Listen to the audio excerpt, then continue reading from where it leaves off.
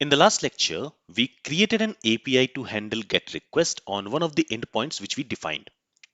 Now, before we create other endpoints to handle other type of requests like POST request, batch request, delete request, etc., in this lecture, we are going to install a tool called Postman for API testing. Postman is a popular API development and testing tool that helps developers design, send, and analyze requests to APIs without needing to write full client code each time. So when we use Postman, we do not need to write any client code in order to test our APIs. Instead, we can use Postman tool for testing our APIs. Postman provides a user-friendly interface for working with REST, SOAP, and GraphQL APIs, and it is widely used for testing endpoints, debugging, and collaborating on API documentation. So using Postman, we can also document our APIs and we can write test cases for testing the API endpoints. So when we use Postman, it provides us with several advantages. For example, using Postman, you can send different types of requests to your API like the GET request, POST request, PUT request, delete request, and other HTTP requests directly in Postman without building an application to do so.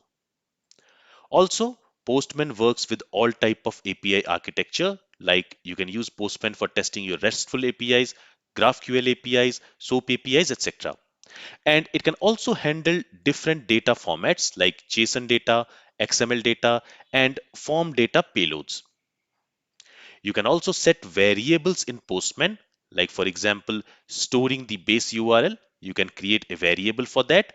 And also for storing authentication tokens, you can create variable for that. And it allows you to quickly switch between different environments like development environment, staging environment, production environment, etc. You can also save requests into collection and run different requests in sequence with pre-request scripts and test scripts. So it is also possible to save your requests using Postman. And you can also automate regression testing with the collection runner or Postman CLI. Then, when you use Postman, teams can share collections, documentations, and mock servers through Postman's cloud workspace. And Postman can automatically generate API documentation from your saved requests, which you can share with your team or clients. And this is another very important and useful feature of Postman, which we are also going to use in this course. Also, you can simulate API responses for testing front-end development before the backend is ready. And Postman lets you write simple JavaScript-based tests to validate responses, like to validate the status code of the response or to validate the response time, the response body data, etc. So we will have a closer look on these functionalities of Postman throughout this course, and we will also use it for documenting our APIs. So by the end of this course, you will also become an expert on Postman tool. Alright, to summarize, Postman is a tool that lets you easily send requests to APIs, see the responses, and debug them without having to build a full application first. And it is very beginner friendly. For beginners, it's like a friendly control panel for testing your APIs. You can test GET, POST, PUT, delete request in seconds, and it works with all types of APIs like RESTful APIs, SOAP APIs, and GraphQL APIs. Alright, so with this high level overview of Postman, now let's go ahead and let's install Postman in our local development machine. For that, let's go to the browser. Here in the address bar, let's type postman.com and let's press enter. It will take us to the Postman page, to the Postman website. From here, you need to go to product, click on this drop down, and then go to download Postman. And it will take you to the download page. From the download page, you will see a button like this. So you will notice that here my operating system has already been selected. So I'm using Windows 64-bit. So that has already been selected here. In case if you're using Mac OS, then that will be automatically selected here. So when I click on this button, it is going to download an exe. So let me click on this button and it should start downloading Postman, and it is going to download an exe file. That exe file we can directly run. So we do not need to install anything here. So let's wait for this download to complete. So as you can see, the download is complete now. You will see that it has downloaded a setup.exe file. When I click on this, it is directly going to open Postman. And it is opening Postman now. Okay, let's close this. Here you can also go ahead and you can sign up. But for now, let me close this. Okay, and this is how the UI of the Postman will look like. Okay, let me close this notification. So in this UI, you will see that here a tab has been opened, and from this tab, we can make an API call.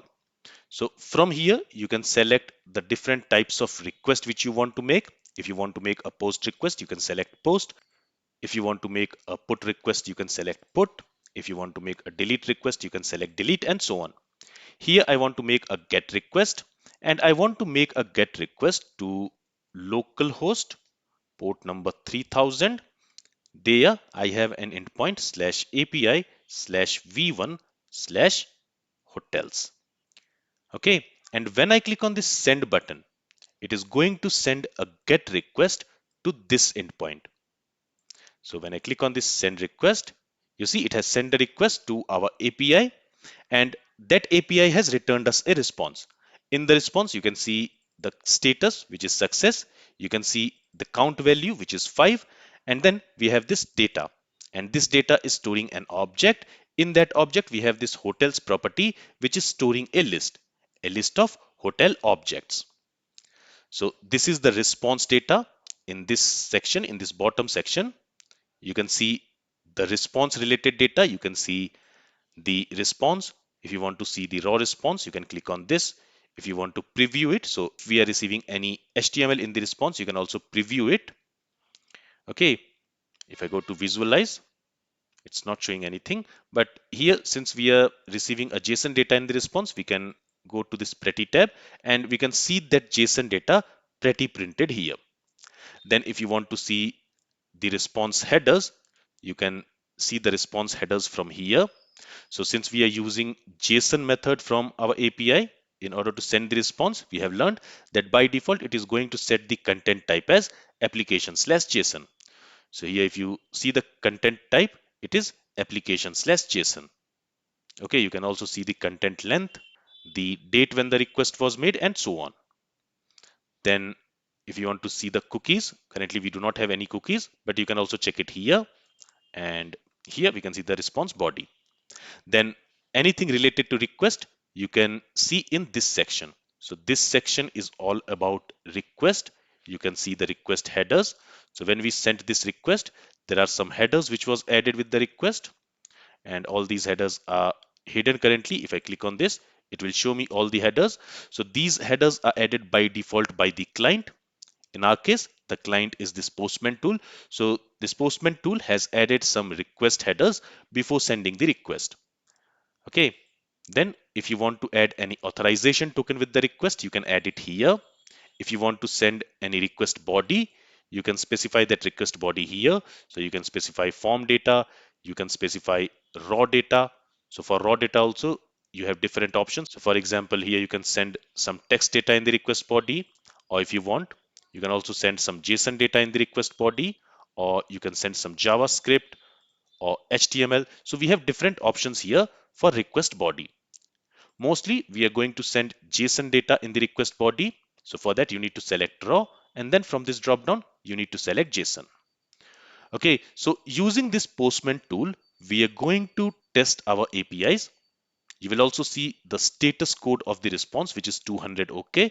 And this is the status code which we are setting here for the response using this status method.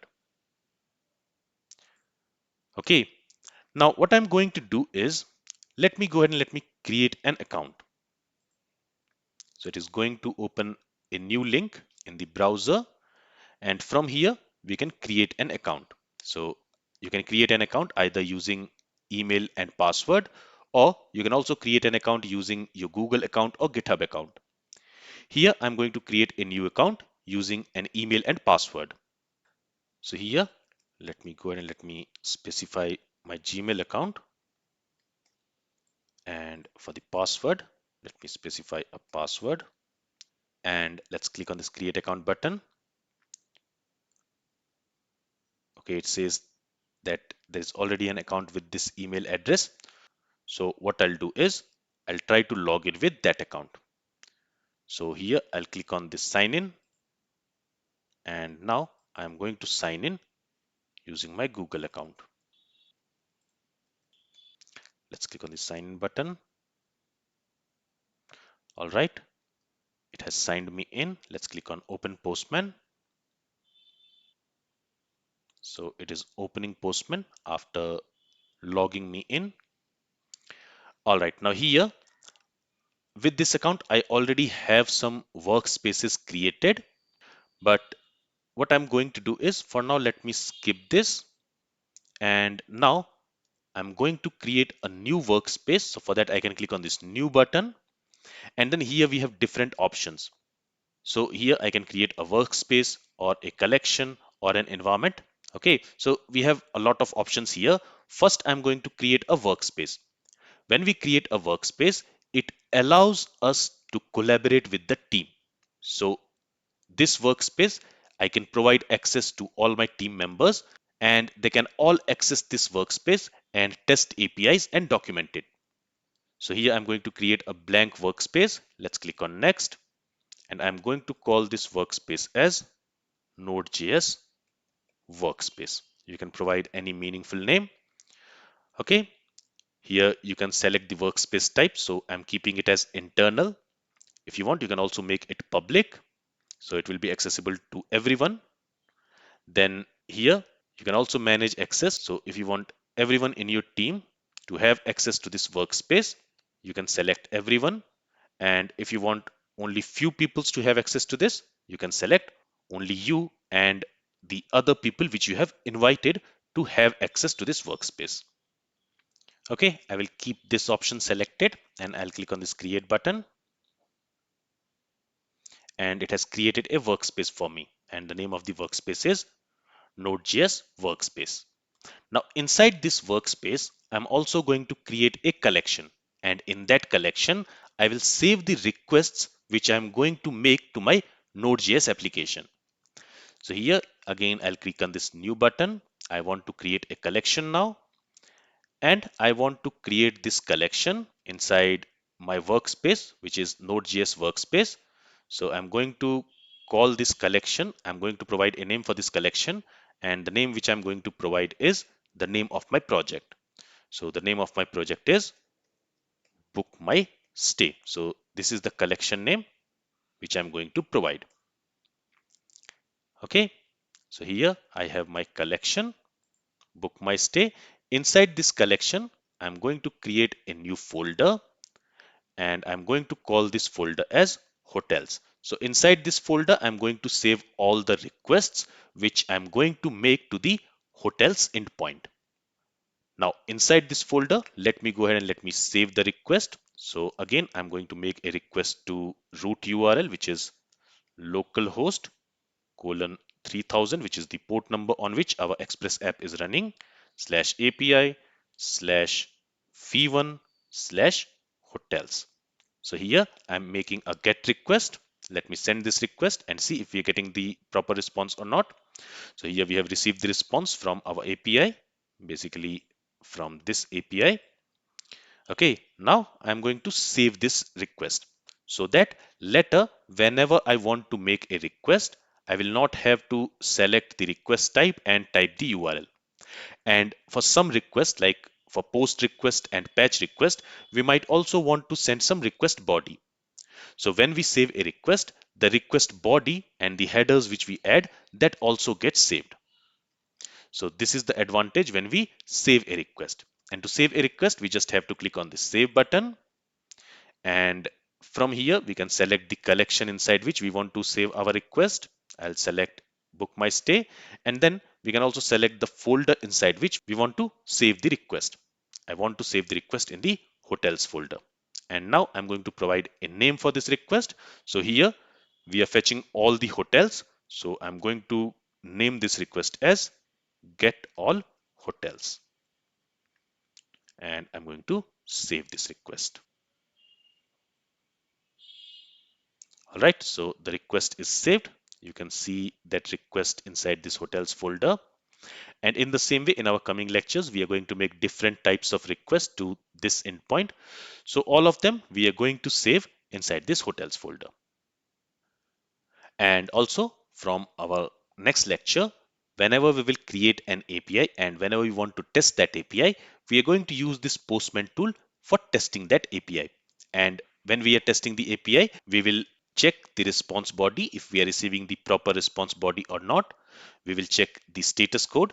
If the status code which we have set from our backend code, if we are getting the same status code in the Postman or not.